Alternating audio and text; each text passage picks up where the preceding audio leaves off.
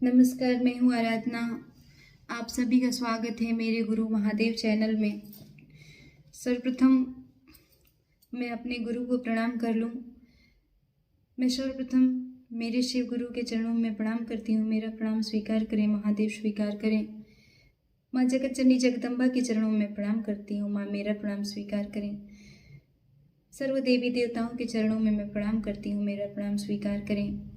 आप सभी के चरणों में, जितने लोग मेरे वीडियोस को देख रहे हैं, आप सभी के चरणों में मैं प्रणाम करती हूँ। मेरा प्रणाम स्वीकार करें, स्वीकार करें।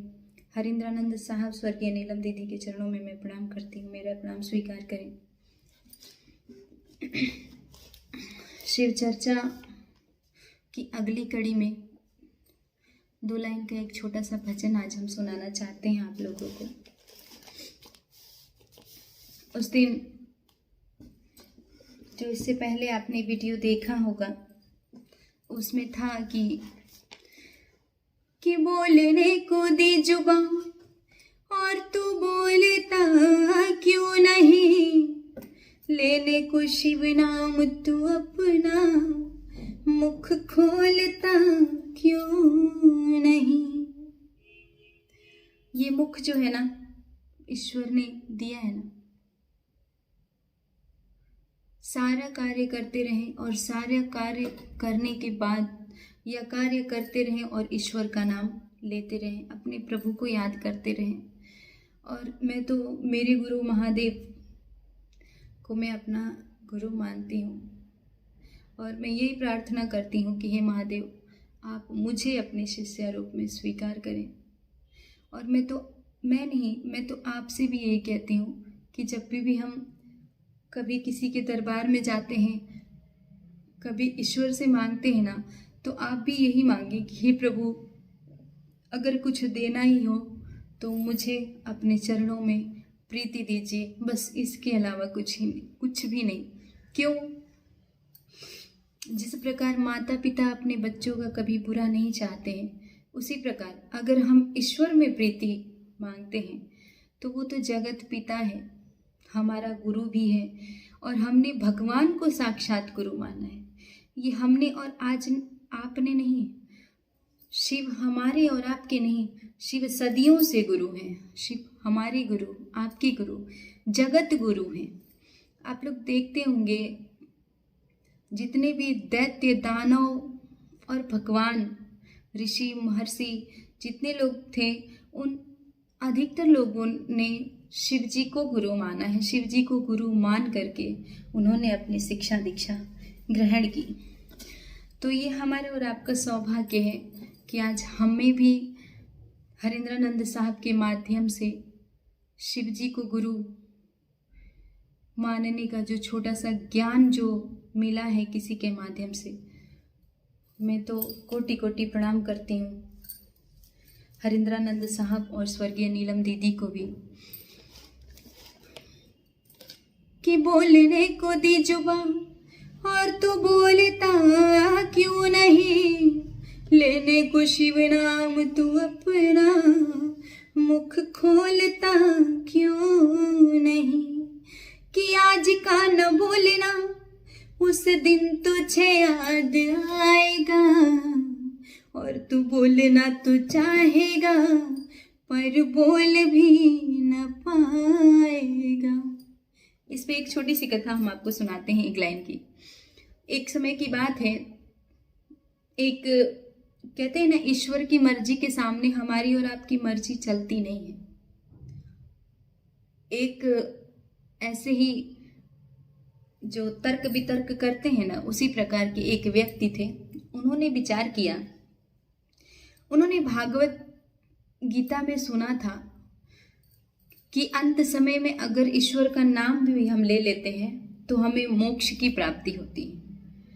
अब उन्होंने क्या किया, कहते हैं ना कि कोई लाख करे चतुराई, कर्म का लेख मिटे ना रे भाई।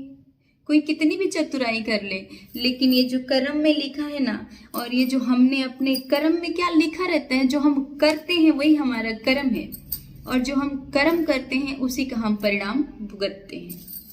उन्होंने क्या किया, अपने जितने भी बेटे हुए, राम, लक्ष्मण, भरत, शत्रुघ्न, विष्णु, ब्रह्मा, उनके परिवार में जितने सदस्य थे, उन्होंने सबका नाम ईश्वर के नाम पे रख दिया। अब इसको चतुराई हम बता रहे हैं आपको, लेकिन देखिए ईश्वर की महिमा। उन्होंने क्या सोचा कि अगर आज मैं सबका नाम ईश्वर के नाम पे रख दूंगा तो अंत समय में मेरे मुख से किसी का नाम तो निकलेगा, ताकि मैं मोक्ष की प्राप्ति कर सकूंगा। उन्होंने सबका नाम, यहाँ तक कि अपने बेटी दामाद का भी नाम लक्ष्मी और विष्णु रख दिया, कि अंत समय में हो सकता है बेटे बहू या बेटी कोई भी आए तो उनका नाम ईश्वर के नाम पे हो। अभी सुना आपने शायरी में ना कि आज का न बोलना उस दिन तुझे याद आएगा, और तू बोलना तो चाहेगा पर बोल भी न पाएगा। इस छोटी सी कथा, बहुत लंबी कथा नहीं है जो मैं अभी कह रही थी। अब देखिए क्या होता है। उन्होंने समझदारी से सबका नाम ईश्वर के नाम पे रखा, और जब उनका मृत्यु का समय आता है, जब मृत्यु का समय आता है तो सब लोग बुलाने लगते हैं। सबको उन्होंने बता दिया था कि जब मैं मरने लगूंगा तो मेरे बड़े बेटे को, छोटे बेटे को, किसी से भी मेरे से पूछना कि ये कौन है, तो मैं उसी बहाने ईश्वर का नाम लूँगा। बुलाया जाता है कि बड़े बेटे को कि बेटा आओ। बेटा आता है, पिताजी से पूछा जाता है उनके कि इनको पहचान रहे हैं, कौन है ये? तो कहते हैं कि हाँ पहचान रहे हैं। तो कौन है? तो ये हमारा बड़े बेटा ना हुआ, ये हमारा बड़ बेटा ना हुआ। इसी प्रकार बड़ बेटा, छोट बेटा, सबसे लाडली बेटी, सब कुछ याद आया, लेकिन ईश्वर का नाम याद नहीं आया। तो ईश्वर का नाम ऐसे है ना, कहते हैं ना कि रटंत विद्या टिकंत नाही, जपंत भोजन पचंत नाही। रटी हुई विद्या टिकती नहीं है, जो अध्ययन की जाती है ना वो विद्या टिकती है। तो उन्होंने तो चतुराई किया था, पर ईश्वर क्या कहता है? ईश्वर कहता है कि तुम सब कुछ करो। ये शरीर है ना, इस शरीर से जो भी कार्य करना है, घर का कार्य, परिवार का कार्य, शरीर से सब करो, जो भी कार्य है करो, लेकिन इस मन को सिर्फ मेरे में थोड़ा सा मात्र, क्षण मात्र के लिए भी लगा दो। ईश्वर कहता है ये अगर एक क्षण के लिए भी अगर अपने मन को हम इस आत्मा को परमात्मा से जोड़ देते हैं ना, तो कलयुग में उतना ही काफी है। कि आपसे मेरे भोला गिला क्या करें, कि आपसे मेरे भोला गिला क्या करें, कि आप तो हमको रोज बुलाते रहे। हे ईश्वर, आप तो रोज हमको बुलाते रहे, कि आपने तो कभी मुख मोड़ा ही नहीं, वो तो हम ही थे जो आपसे दूर जाते रहे। प्रभु, आपने तो हमसे कभी भी नहीं मुख मोड़ा, लेकिन हम ही थे जो आपसे दूर जाते रहे। इस संसार में सब लोग पागल हैं।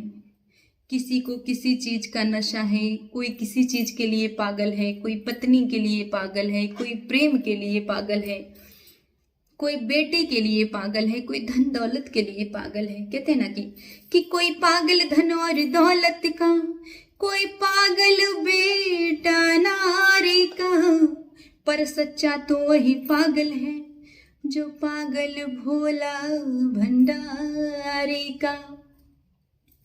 कि कोई पागल धन और दौलत का, कोई पागल बेटा नारी का, पर सच्चा तो वही पागल है जो पागल भोला भंडारी का।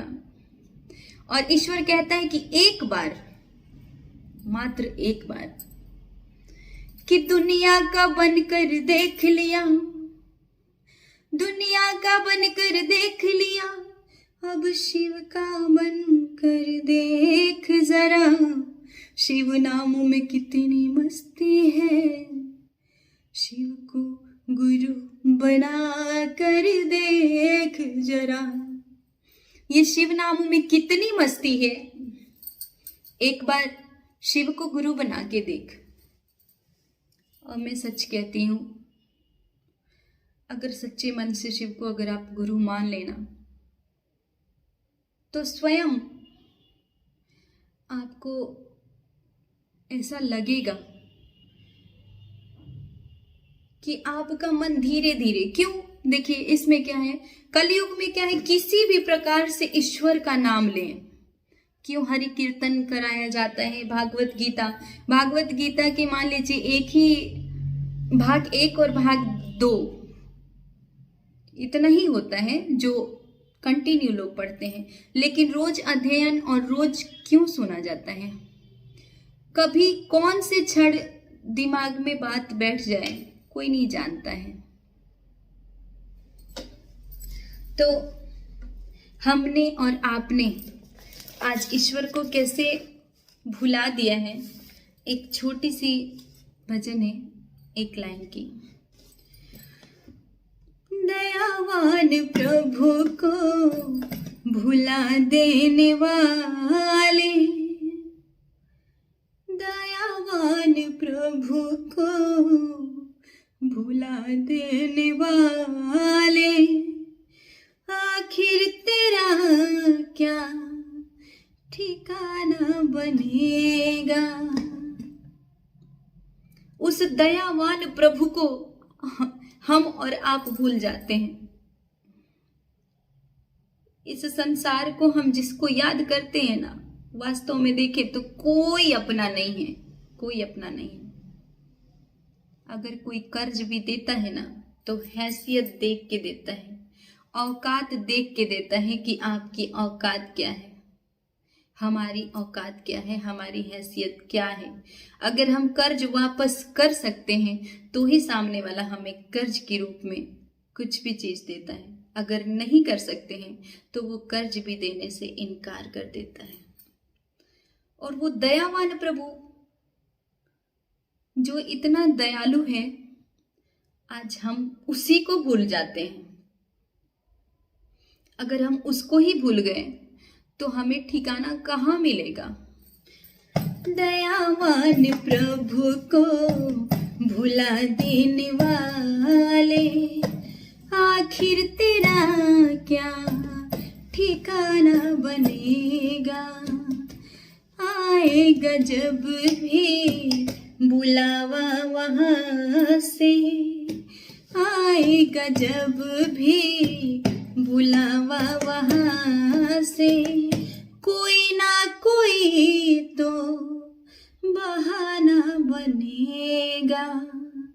दयावान प्रभु को भुला देने वाले, आखिर तेरा क्या ठिकाना बनेगा।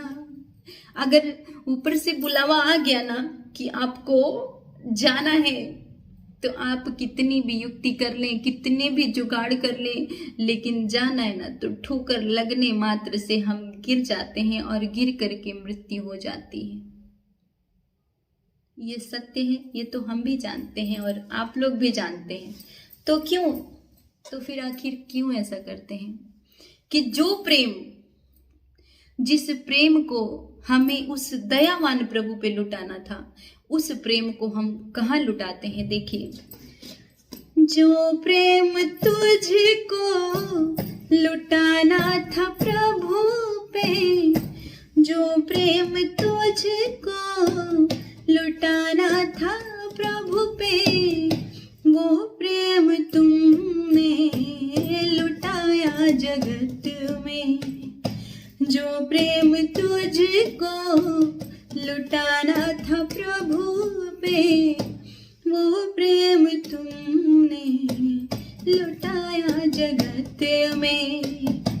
आएगा एक दिन ऐसा भी मौका, आएगा एक दिन ऐसा भी मौका, दुश्मन तेरा ये जमाना बनेगा। दयावान प्रभु को भुला देने वाले, आखिर तेरा क्या ठिकाना बनेगा।